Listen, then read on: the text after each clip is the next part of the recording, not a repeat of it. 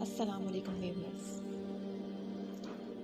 ناظرین، بہت سے لوگوں کا سوال یہ ہے کہ ماہ رمضان آنے والا ہے تو ہمیں سمجھ کر قرآن پاک پڑھنا چاہیے یا پھر کیا ہمیں کثرت سے قرآن پاک پڑھنا چاہیے۔ تو دیکھیں، پتہ نہیں کیوں اس پر لوگوں کو اعتراض ہوتا ہے۔ قرآن پاک کا نزول صرف حصول ثواب کے لیے نہیں ہے۔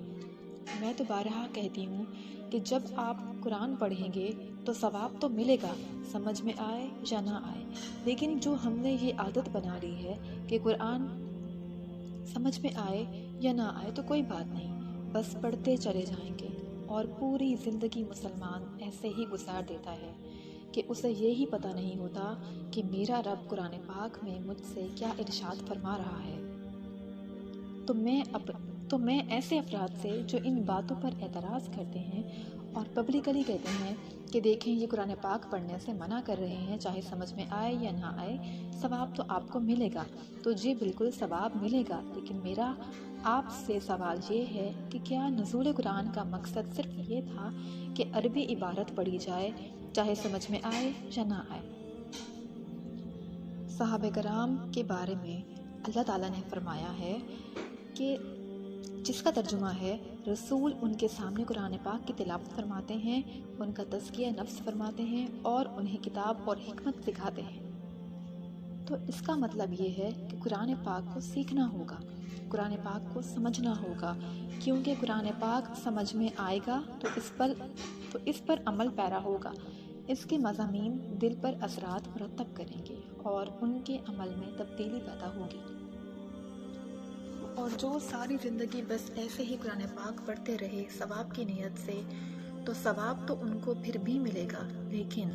ایسے شخص سے میدان محشر میں ضرور پوچھا جائے گا کہ اللہ تعالیٰ نے تمہیں صرف ثواب کے عمل کے لیے قرآن پاک نازل نہیں کیا، یہ تو عمل پیرا ہونے والی کتاب تھی، تو تم نے کتنا سمجھا قرآن پاک کو؟ اس لیے انشاءاللہ تعالیٰ عزوجل میدان محشر میں پتہ چل جائے گا کہ ہماری سوچ و فکر قرآن و حدیث کی تعلیم کے موافق صحیح تھی، یا اس طرح باتیں کر کے اور عوام کی حوصلہ افزائی کر کے مسلمانوں کو قرآن سمجھنے سے دور رکھ کر صرف حصول ثواب تک محدود رکھنے میں کوئی فائدہ ہے۔ تو یہ تو پھر اپنی اپنی سوچ کی بات ہے اور آخرت میں پتہ چل جائے گا۔ اس لیے میں قرآن و حدیث کے موافق بات کر رہی ہوں، اور یہ میری کوئی ذاتی رائے نہیں ہے، بلکہ قرآن و حدیث کی تعلیم کا نچوڑ ہے۔ تو میری آپ لوگوں سے گزارش یہ ہے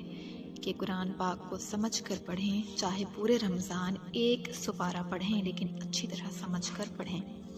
ترجمے کے ساتھ اور تفسیر کے ساتھ۔ یہ آپ کے لیے بہت مناسب ہوگا، بیسٹ ہوگا، اور ان سے کہیں زیادہ بہتر ہوگا جو ساری زندگی قرآن پاک پڑھتے رہے لیکن سمجھ میں کچھ نہیں آیا۔ بے شک ثواب ان کو ملے گا، اور جو قرآن پاک کا فائدہ تھا وہ کبھی حاصل نہیں ہوگا۔ اس طرح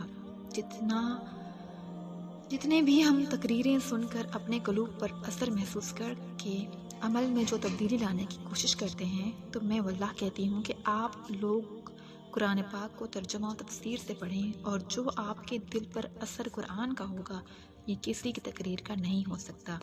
ایسا اثر وہ اس لیے کیونکہ تقریر ایک عام آدمی کا کلام ہے، اور قرآن پاک اللہ تعالیٰ کا کلام ہے، اور اسے جب ہم پڑھتے ہیں تو دل پر بہت زیادہ اثر ہوتا ہے، اور ہر آیت اپنا ایک تقاضا رکھتی ہے، وہ تقاضا کرتی ہے، اور تقاضے کے مطابق وہی شخص عمل پیرا ہو سکتا ہے جس نے قرآن پاک کو ترجمہ و تفسیر کے ساتھ پڑھا ہے۔ اللہ تعالیٰ عمل کی توفیق عطا فرمائے، آمین ثم آمین۔ اللہ حافظ۔